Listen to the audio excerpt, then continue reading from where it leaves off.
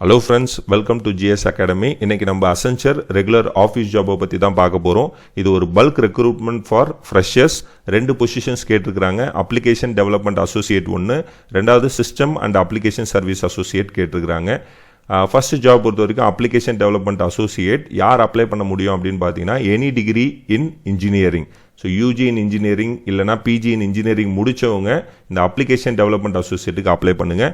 Shift பொறுத்த வரைக்கும் day shift தான். 5 நாள் ஒர்க் பண்ணுற மாதிரி இருக்கும். 2 நாள் வீக் ஆஃப் கொடுப்பாங்க. லாங்குவேஜ் ரெக்குயர்மெண்ட் பொறுத்த வரைக்கும் இங்கிலீஷ் கண்டிப்பாக தெரிஞ்சிருக்கணும். ஸ்கில்ஸ் பொறுத்த வரைக்கும் கம்ப்யூட்டர் நாலேஜ் கண்டிப்பாக இருக்கணும். ஸோ பேசிக் கம்ப்யூட்டர் நாலேஜாவது நம்ம கண்டிப்பாக வச்சுருந்தா தான் இதில் சர்வே பண்ண முடியும்.